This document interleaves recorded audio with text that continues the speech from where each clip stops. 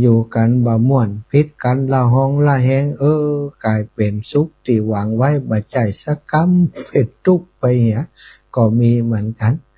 นะถ้าจะมีคนถามความสุขคืออะไรยังมันก็จะตอบยากสำหรับหลายๆคนสถาคำตอบของคนเฮาในยุคนี้คงมีตั้งแต่ว่าการได้กินของอร่อยมีความสุขการได้เดินทางท่องเที่ยวในสถานที่ต่างๆนะไปหันไปนี่นะมีความสุขการที่มีสตังค์จับใจใจสอยสะดวกมือมีความสุขนะหรือว่าการที่มีเงินเก็บเยอะๆหลายหมื่นหลายแสนหลายล้านมีความสุขอันนี้ก็จะแตกต่างกันไปสถานิยามของความสุขก็แตกต่างกันไปศรัทธาญาติโยมอาจฮู้ก็ว่าคำตอบนี้ของคำถามนี้พระพุทธองค์พระพุทธเจ้าของเฮานี้ได้ตอบไว้เมื่อ 2,500 กว่าปีก่อนมาแล้วนะพระพุทธองค์ทรงได้ตรัสถึงจำแนกความสุขของคนทั่วไปที่ยังต้องทำมาหากินยังครองเรือนยังเป็นข้ารือฮัดครองเรือนอยู่นี้พระองค์ได้ทรงจำแนกความสุขของคนทั่วไปเอาไว้อย่างชัดเจนและก็ชัดเจนมากๆและหนึ่งในนั้นก็คือความสุขจากการที่จากการบ่มีหนี้ความบ่มีหนี้เป็นสุขในโลกศรัทธาญาติโยมลองมากึดดีกึดพอนะความสุขอะไรยังก็ตามเตอะบัดเต่าความสุขจากการบ่มีหนี้สำหรับฆราวาสญาติโยมทั้งหลายถ้าจะถามกันว่าตอนนี้นี่คนศรัทธาโดยเฉพาะคนที่วัยทำงานคนกำลังสร้างเนื้อสร้างตัวก็ดีบางคนต้องไปกู้หนี้ยืมสินมาซื้อรถมาซื้อบ้านส่งลูกส่งเต้าห้ำเฮียนล้วนแต่เต็มไปด้วยสตังค์ที่ไปยิบยืมเอามาจากอนาคต ไปกู้หนี้ยืมสินมาก่อนแล้วก็ผ่อนใจไปแต่ถ้าญาติโยมบางช่วงบางทีเศรษฐกิจบ่ดีหยุดชะงักนะหนี้สินที่ยืมเปิ่นมาเคยมีสภาพคล่องเพราะหารายได้ดีจ่ายเปิ่นไปจ่ายเปิ่นไปบ่มีปัญหาอย่างแต่พอเศรษฐกิจแย่ลงซบเซาลงอย่างที่โรคโควิดมาระบาดเมื่อหลายปีก่อนธุรกิจอย่างธุรกิจโรงแรมธุรกิจด้านการบริการสถานบอกว่าธุรกิจการท่องเที่ยวกาเชิงในเรื่องของโรงแรมร้านอาหารต่างๆเนาะจุดท่องเที่ยวสถานที่ท่องเที่ยวร้านกาแฟคาเฟ่ต่างๆบ่มีคนเข้าเลยศรัทธาญาติโยมจากคนคึกคักหายวับไปในพริบตารายได้บ่ได้เข้ามาหนี้สินที่มีอยู่ก็มีกู้หนี้ยืมสินมาแปลงร้านมาสร้างร้านมาทำร้านกิจการกำลังจะไปด้วยดีแต่จู่ๆก็มีเหตุการณ์อย่างนั้นเกิดขึ้นแล้วก็หนี้สินที่กู้ยืมเปิ่นมามันบ่ได้หยุดนะสถามันก็วิ่งของมันไป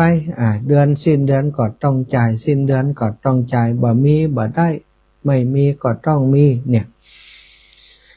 ถึงจะภาคนี้ได้ตามคำสั่งของรัฐบาลแต่ก็ต้องใจอยู่ดีเนาะแต่ทีนี้ศรัทธาญาติโยมทั้งหลายถ้าบ่มีใจโล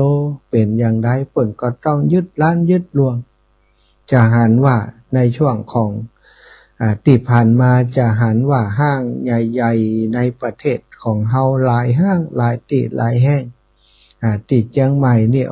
ศรัทธาเคยไปแอวคึกคักสมัยก่อนเซ็นทรัลกาดสวนแก้วไปจะเกิดว่ามันจะต้องปิดตัวลงในห้างมีตึงโรงแรมมีตึงร้านอาหารมีตึงพ่อค้าแม่ขายไปขายกันเป็นล็อกบ่ฮู้กี่จันศรัทธาคนที่ไปทำมาค้าขายแต่สุดท้ายเมื่อเศรษฐกิจไปบ่ได้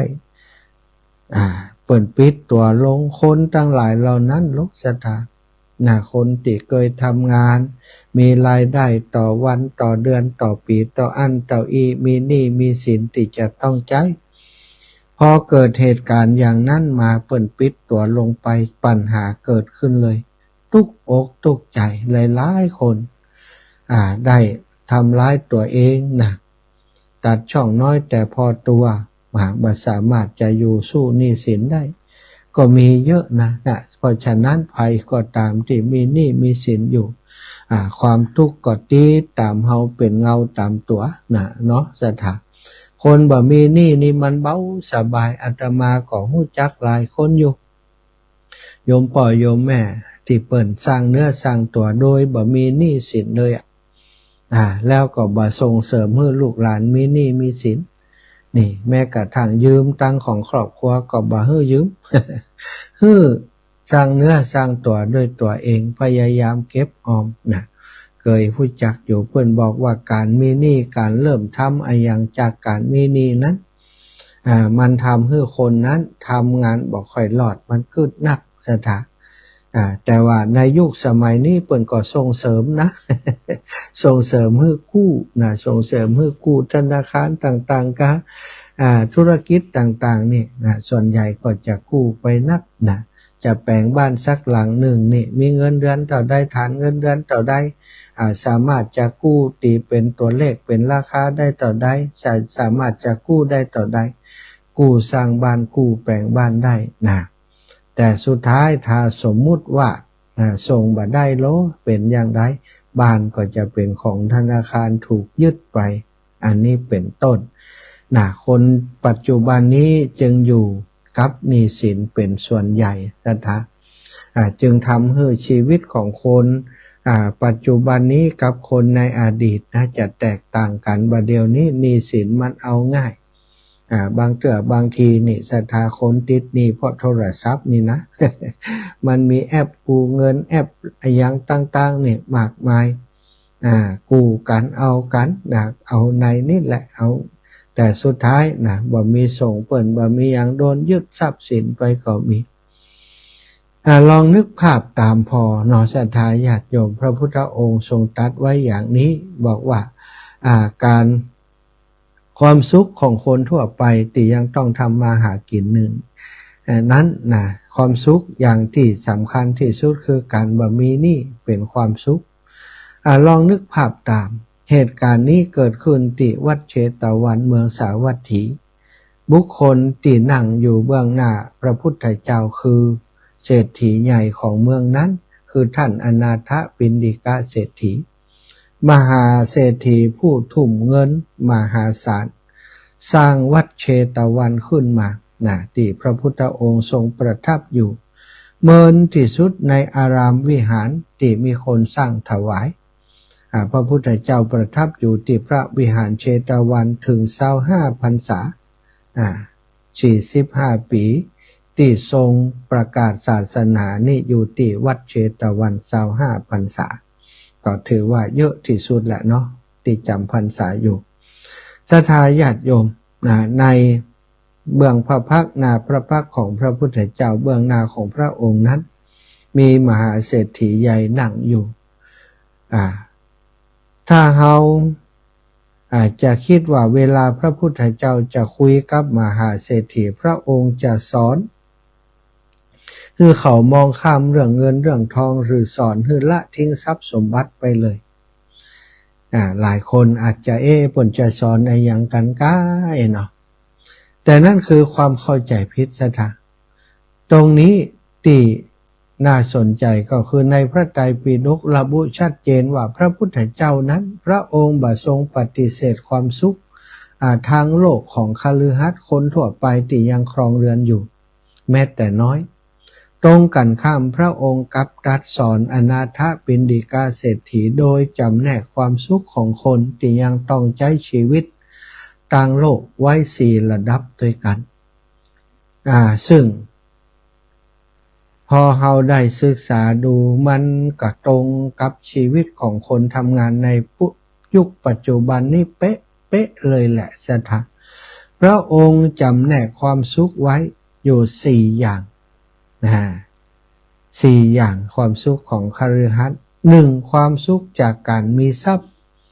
เรียกว่าอัตถิสุขนะคือความสุขความภาคภูมิใจที่เฮาที่ว่าเฮามีทรัพย์ที่หามาได้เฮามีทรัพย์ที่หามาได้โดยน้ำพักน้ำแรงของตัวเองหามาได้โดยสุจริตบ่ได้ขโมยไผมาอันนี้คือความสุขข้อที่หนึ่งความสุขจากการมีทรัพย์นะมีทรัพย์เป็นของตัวเองนะจะนักน้อยต่อใดก็แล้วแต่ว่ามันเป็นทรัพย์ของเฮาเป็นทรัพย์ที่เขาหามาได้แล้วเฮาสามารถเอาทรัพย์นั้นไปใช้จ่ายอย่างสบายใจเป็นทรัพย์ที่หามาได้โดยสุจริตบ่ได้ฉ้อโกงบ่ได้ลักขโมยไผมาบ่ได้แย่งชิงจากไผมาอันนี้คือความสุขของคฤหัสถ์ข้อที่หนึ่งเรียกว่าอัตถิสุข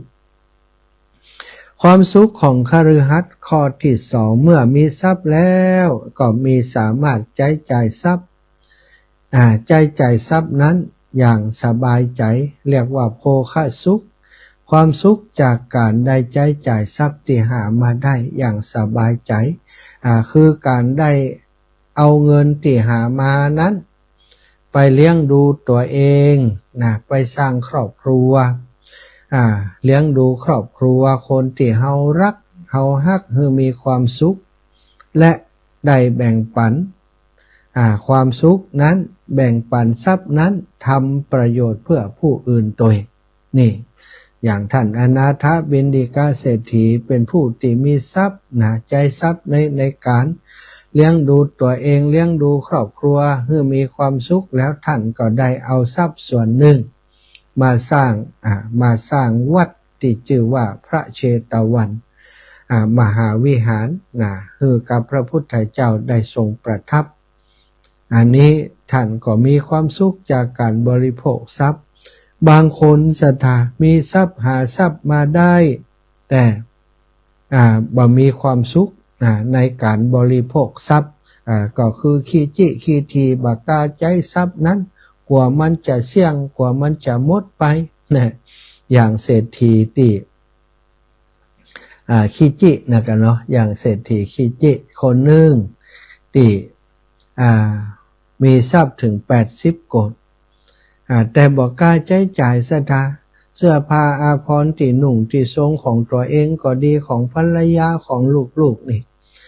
เป็นผ้าเนื้อหยาบถึงนั้นบ่ยอมซื้อผ้าที่อันใหม่ๆหรือว่าสะอาดหรือว่ามีราคาดีๆมาใช้เลยรองเท้าก็ใช้รองเท้าเก่าๆปุดๆขาดยิบตาบไปนะทำตัวเหมือนกับบ่ใจเศรษฐีมีทรัพย์ถึง80 โกฏมีวันหนึ่งได้เข้าเฝ้าพระราชาแล้วก็ระหว่างที่เดินทางกลับมาเศรษฐีนี่เปิ่นจะมีเวลาที่ไปเข้าเฝ้าพระราชาหรอสัตว์คงจะไปเหมือนกับว่าเป็นเศรษฐีในเมืองนั้นเนาะต้องคบหากับพระราชาต้องเหมือนกับว่าเป็นที่ปรึกษาตั้งเศรษฐกิจอีกนะได้ไปเข้าเฝ้าพระราชาเสร็จแล้วก็กลับมาระหว่างทางกลับมานั้นหันคนเปิ่นแป่งขนมเบื้องสตาสาบกินขนมเบื้องหอมอยากจะกิน อยากจะกินขนมนั้นกลับมาถึงบ้านบอกภรรยาว่าเฮาอยากจะกินขนมเบื้องสตาภรรยาได้ยินดังนั้นก็ไข้หัวคึกเลยแหละก็อยากกินก็ทำกินกับป่อจะไปอยากอะไรยังเฮาสามารถทำขนมเบื้องนี่ทรัพย์สินเฮามีเยอะแยะเฮาสามารถทำขนมเบื้องแจกคนทั้งเมืองให้ได้กินโดยเฮาได้เลยเอาเศรษฐีได้ยินดังนั้นเต้นหยงเลยเธอว่าไอ้ยังก็ตะกี้ภรรยาก็ตกใจเป็นอย่างท่านเศรษฐีตะกี้ดีๆบ่เดียวจะได้หน้าบึ้งตึงจี้หน้าด่าเธอว่ายังไงเธอจะเอาทรัพย์สินของเฮาที่มีอยู่ที่หามาด้วยความลำยากลำบากมาทำขนมเบื้องแจกคนทั้งเมืองเลยคะวะนางก็ว่าถ้านางก็หู้ตัวแล้วว่าเศรษฐีขี้จิเนาะถ้าบ่แจกคนทั้งเมืองก็แจกในหมู่บ้านเฮานี่ก็เปเลิกกันนี่นะเศรษฐีก็ว่าประโยชน์อะไรอย่างจัก กับการแจกทั้งหมู่บ้านเล่านะนางก็บอกว่าเอ้าถ้าบ่ฮื้อแจกอย่างนั้นก็เอาเฉพาะข้าทาสบริวารแล้วก็ครอบครัวเฮาก็เปลิกกะอย่างเศรษฐีก็บอกว่าประโยชน์อะไรอย่างกับการกินของคนในครอบครัวเฮาเล่าเฮาอยากกินคนเดียวเท่านั้นฉะนั้นเธอบ่ต้องกินคนอื่นบ่ต้องกินทำให้ฉันกินคนเดียว โอ้ขีจิแต่ขีจิหวามปันไฟวะซะทะภรรยาก็เข้าใจทันทีเอาอันก็ได้ทีนี้อย่างใดจะทำขนมเบื้องติครัวติในบ้านก็ขอคนอื่นจะหันแล้วเขาใครอยากกินปากันเอาอุปกรณ์ขึ้นไปทำบนปราสาทชั้น7ในห้องนอนบนวะทำโมสังโฆเนาะอย่างมาคิจิปลัมปะเหลือปันอันปอเศรษฐีเฮ้ยพระพุทธเจ้าตรวจดูโลกตรวจเจ้ามาตรวจดูข่ายพยานก็หันว่ามีเศรษฐีท่านนี้เข้าไปในข่ายพยานของพระองค์ว่าโอ้จะมีอะไรอย่างเกิดขึ้นพระองค์ก็ทราบโดยตลอดเส้นทางว่าเศรษฐีคนนี้เป็นคนตนีทีเหนียววันนี้ถ้าเอาไปข่มความตนีเขาได้เขาเมื่อถูกข่มแล้วถูกข่มก็คือถูกทำให้เข้าใจเรียบร้อยแล้วนะจะได้มาถวายขนมเบื้องต่อเฮาแล้วจะได้ฟังธรรมแล้วเขาจะได้เป็นพระโสดาบันได้พบได้มีธรรมะเป็นที่พึ่งได้ถึงพระรัตนตรัยเป็นที่พึ่งแล้วต่อจากนั้นเขาจะเป็นอุบาสกที่ดีจะเป็นคนที่บ่คิจิคิถิ พระองค์ก็ห้องพระโมคคัลลานะมาบอกว่าโมคคัลลานะเธอจงไปจัดการเรื่องนี้ด่วนนะพระโมคคัลลานะก็ไปศรัทธาคณะเศรษฐีกับภรรยาทอดขนมเบื้องอยู่บนนั่นนะท่านพระมหาโมคคัลลานะก็เหาะไปยืนอยู่หน้าต่างร้อยอยู่หน้าต่างนั้นโอ้เศรษฐีหันอย่างนั้นโอ้สมณะท่านนี้มาอย่างนี้วะแทนที่จะอัศจรรย์ใจนะครับว่าโอ้ท่านมาอย่างนี้มาดำมองอย่างนะไปที่อื่นไปพระเถระก็ไปพระเถระก็บอกว่าเฮาต้องการขนมเบื้อง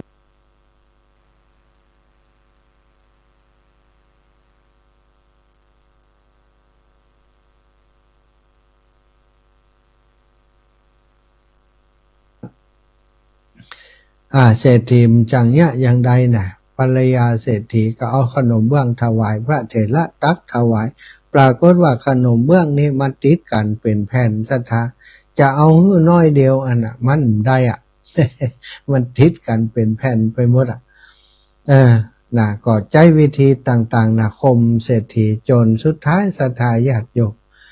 เศรษฐีก็ยอมยอมยอมการมหาวิหารและอริยสัจสี่ก็ได้เป็นพระโสดาบันในที่สุดตั้งแต่หันก็บ่คิจิคิถีแล้วขนมเบื้องที่ถวายนั่นว่า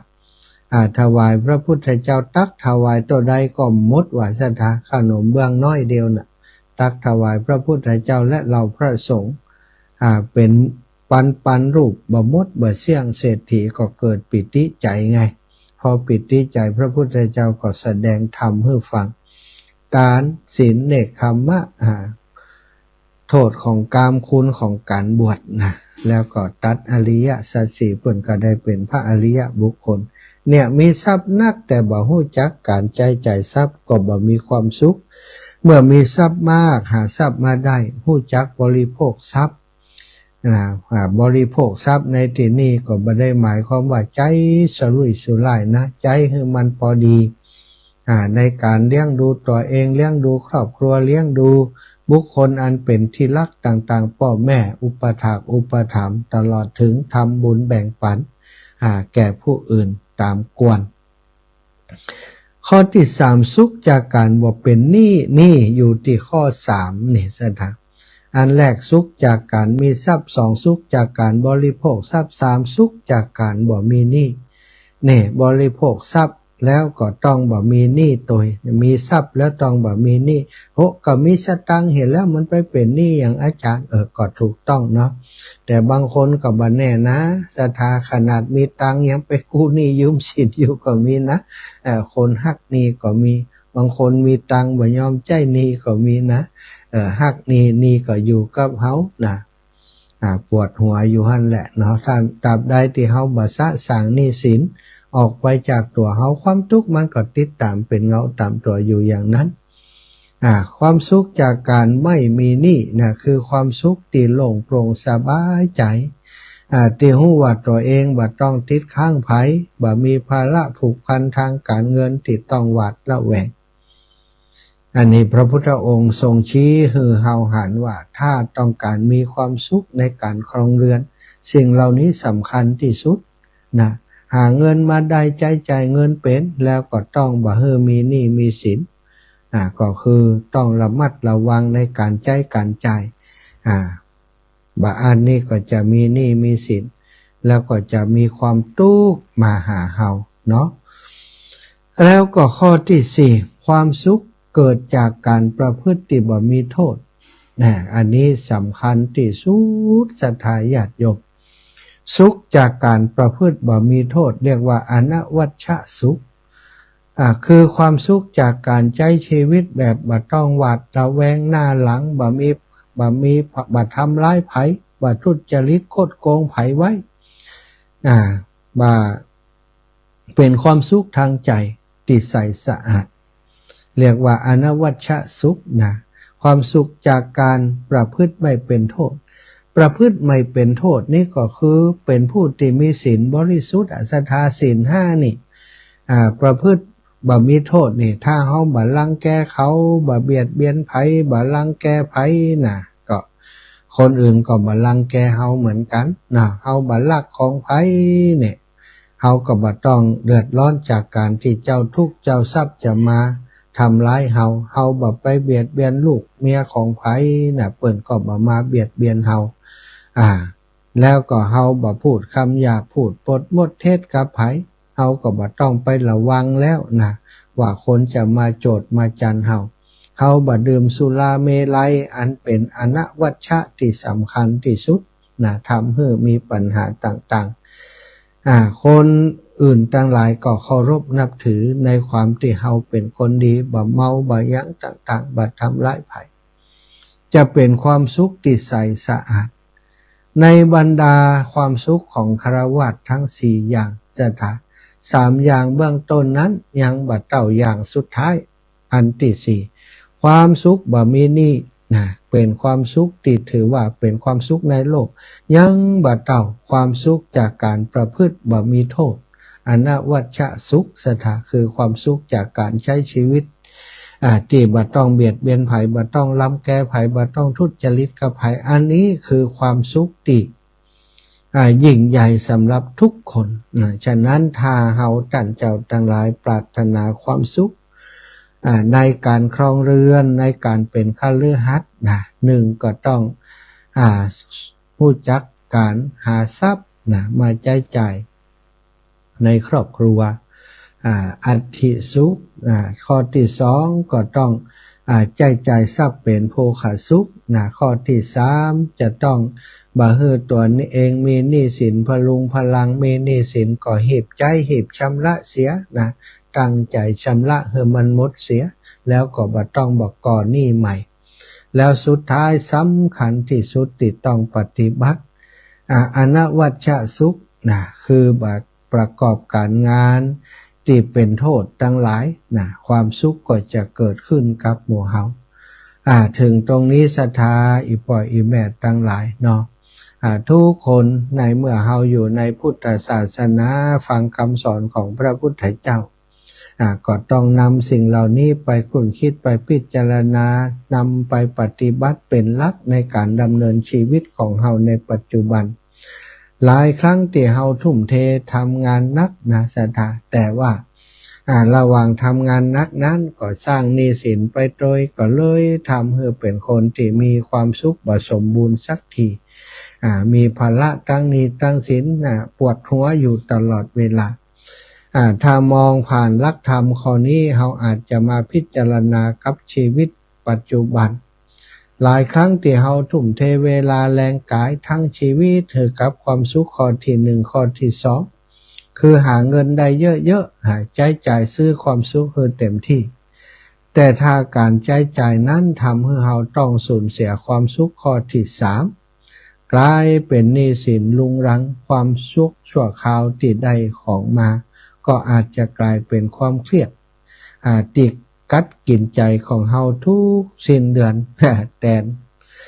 สิ้นเดือนมาเจ้าหนี้มาแล้วอย่านาซาทาโอ้ตายเลยตุกเนาะและที่สำคัญที่สุดต่อให้เฮามีเงินล้นฟ้าหรือบ่มีหนี้สินสักบาทแต่ถ้าเบื้องหลังนั้นมาจากการที่เฮาทุจริตเหยียบย่ำเอาเปรียบคนอื่นก็คือทำงานที่เป็นโทษเนาะเขาก็บ่มีทางที่จะรับตาลงได้อย่างสนิทใจเนาะก็ศรัทธาญาติโยมถ้าวันนี้เราต้องเลือกระหว่างความสุขจากการได้มีทรัพย์มากๆความสุขจากการที่หาทรัพย์ได้มากๆกับความสุขของการที่ บ่มีหนี้สินนะศรัทธาญาติโยมถึงเฮามีทรัพย์น้อยแต่เฮาบ่มีหนี้สินนี่ยังดีกว่ามีทรัพย์มากนะแล้วก็มีหนี้สินไปโดยนี่ลำบากเนอะเอาละศรัทธาได้อุจากันมาสมควรแก่เวลาตอนนี้19:49 นาทีนะประชาสัมพันธ์มีกิจกรรมในวันที่28ที่โรงพยาบาลศูนย์ลำปางนะคุณหมอเปิ่นมา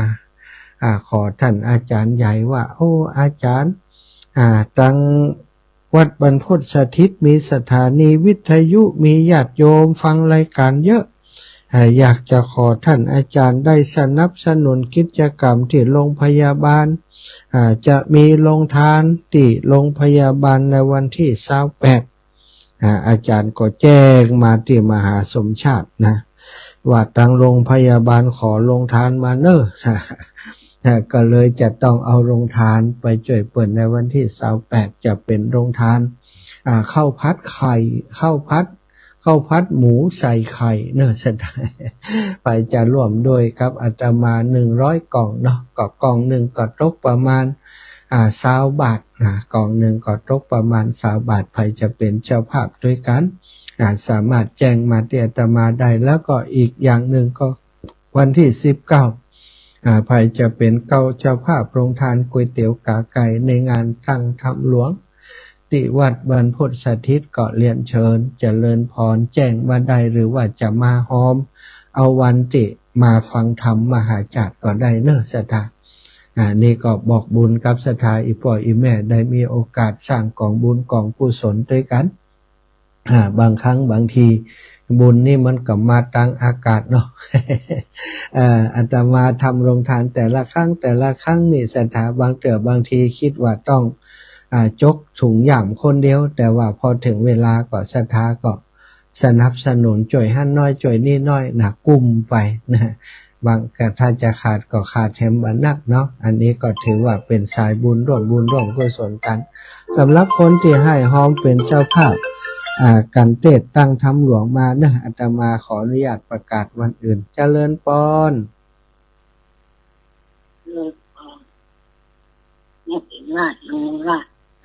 จากไหนเจ้าอู้ได้เลยคุณยายนอนโรงพยาบาลเจ้าโอ้ไผนี่ยาหยังไปยาวันนะกะเนี่ยถึงว่าเนี่ยถึงว่าล่ะห้องบ้านไหนบ้านกลางตรงนี่กลางตรงลำปางเฮานี่นะตึกเมตตาตึกเมตตานี่เนาะอยู่มากี่วันแล้วนี่อยู่มา4-5 วันนะจะได้ออกแล้วก็โทรศัพท์ได้อยู่นี่อยู่ผ่าตัดละตากะหยังกระดูกสักการดูแลตัวเองขอให้ปันหอมปันหายเนอะคุณยายเนอะ ข้าว บุญหักษาปันหอมปันหายโอ้โหอยู่โรงพยาบาลก็ได้ฟังวิทยุอยู่แหละ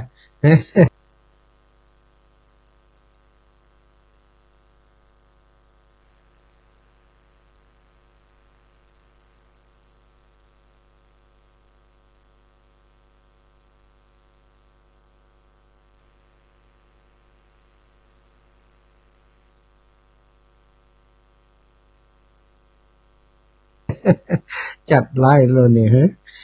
คุณหมอว่าคุณยายเนี่ยอย่างนี่ฟังวิทยุเจ้าโอ้แม่ละไมจ้ะเนาะละไม พี่สาวเปิ่น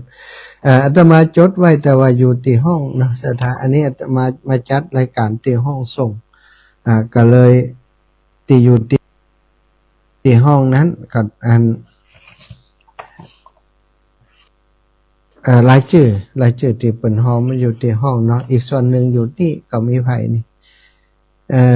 รายชื่อที่นี่มีที่เพิ่มเติมมาเนอะแม่สมใจปีบ้านใหม่แล้วก็คณะญาติธรรมเปิ้นตะคืนนี่เปิ้นบอกในรายการแล้วแม่ครูเกษณีชัยเทพนะจากเชียงใหม่บูชาการชูโชคสมทบมา300 บาทแม่จันเรือนใสกันที่8กุมารเนาะกันกุมาร100นะปีแปะแม่อุไรวันอภิธัญญากรเดี๋ยวก็หมู่นี้นี่อ่านไปแล้วก็มีเนาะแต่เจ้าโยมน้องสมจิตและคณะสายบุญญาติธรรมของน้องสมจิตอินทวิจิตก็หลายคนเปิ้นได้แจ้งเข้ามาเปิ้นได้แจ้งมาว่าเปิ้นได้เป็นเจ้าภาพได้มาเป็นเจ้าภาพการทำด้วยเนอนะหลายอย่างเนาะก็มีไผพ้องเดี๋ยวขอดูกำเนพันนิดอันนี้บริจาคน้ำท่วมนะน้ำท่วมเมืองน่านเนี่ยอาตมาจะไปวันที่5กันยากับท่านอาจารย์สาธิตน้ำท่วมเมืองน่านนี่ก็มีไผนี่ปียูเคนบันฟอนเอามา50 บาทนางพรพันธ์ศรีวิชัยบันฟอนร่วมทำบุญสร้างเจดีย์ดินกี50 บาทแม่ฟองแก้วจิตมั่นร่วมทำบุญทำหลวง100 บาทแม่เรือนมูลแก้วบุญปันบ้านฟ่อนตำบลชุมพูร่วมบุญทำหลวง50 บาทเนี่ยไผ่แฮมอันนี้ไผ่นี่อาลีชัยสารบ้านวังพร้าว50 บาทน้ำท่วมน่านอันนี้แล้วเหรอนุ่นทะนันชัยร่วมทำบุญตาลปีกุลบ้านฟ่อนตั้งทำหลวงแม่สีบ้านต้า FC บ้านตาร่วมทำบุญทำหลวง60แม่บุญตาเทียนชัยบ้านตาปีงัวตั้งทำหลวง100 บาทแล้วก็เปิ่นเตรียมน้ำไว้ตัวนี้เนาะจะร่วมบุญเอาไปบริจาคที่จังหวัดน่านตอนนี้สถานการณ์ที่เมืองน่านเนาะเปิ่นก็แจ้งความเสียหายต่างๆและสิ่งที่เปิ่นต้องการที่อำเภอสันติสุขเที่ยวนี้จะไปที่อำเภอสันติสุขที่พระครูสุจินนันทกิจสถาจะเอาน้ำเอาเข้าเอาอย่างไปถวายไปกับท่านอาจารย์พระสาธิตธีระปัญโยสถาบันธรรมาภิวัตรสถาญาติโยมอยากจะไปดูอยากจะไปร่วมบุญตัวแต่ว่าจะไปช่วงพุ่นนะวันที่5 เดือนกันยาเพราะช่วงนี้นี่มีงานหลายอย่างแล้วก็สถานการณ์ทางพุ่นยังแบบปลอดภัยเตื้อเปิ่นก็ว่าดีฝนจะมาแหมอยู่ ก็ว่ากันไปเนาะ0808844173เนาะตอนนี้เวลา 19:56 แล้วสถาญาติโยมก็จะหมดเวลาแล้วก่อนจะเวลาหมดก่อนจะหมดเวลาก็ต้องขอบคุณกับศรัทธาญาติโยมสาธุชนทุกคนทุกท่านติดตามรับฟังรายการ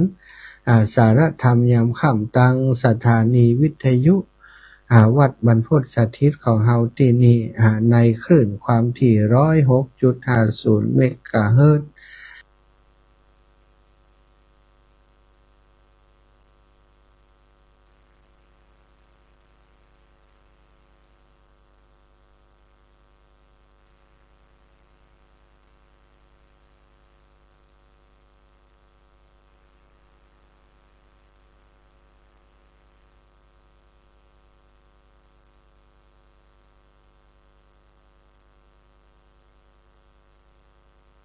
ก็ต้องขอบคุณเป็นอย่างสูงที่เป็นกำลังใจโทรมามาจากกัน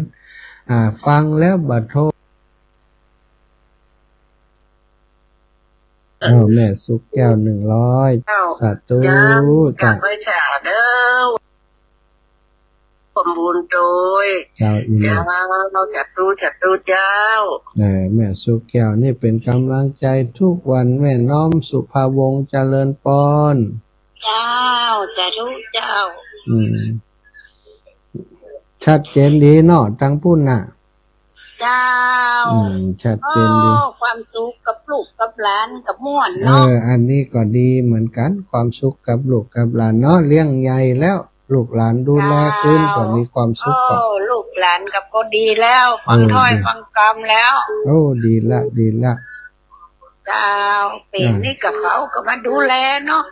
สาธุดีแล้วเขากตัญญูเนาะเจ้าขอบคุณอีแม่แม่นางคำอ้ายมาปลายซ้อย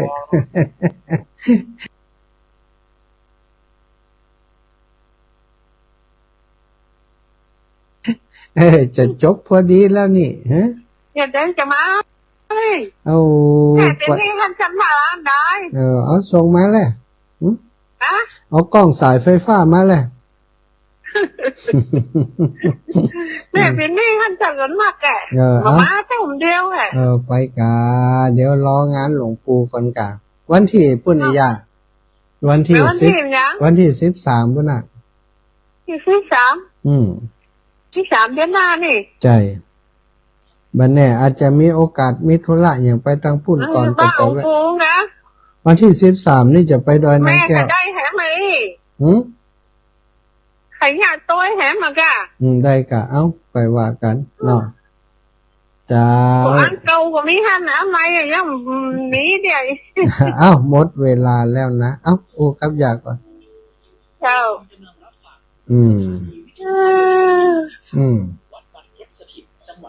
ได้อยู่นะได้กะอยากก็บอกกะจะทำอย่างก็ได้มีปัญหาอย่างวะจะรวมมันทำหลวงปีวัวเท่าไร200เนาะปีวัวพ่อกะอยากคนเล็กคนน้อยก่อนจะเป็นเตะโยมโหใจเตะกาของหลวงปู่กะยากอยู่เพราะมันทำนั่น200เนาะเจ้าอยากอย่างแหมก๋วยเตี๋ยวแหมร้อยเตี๋ยวแหมร้อยข้าวพัดแหมร้อยข้าวพัดแหมร้อยไหนกันไหนละ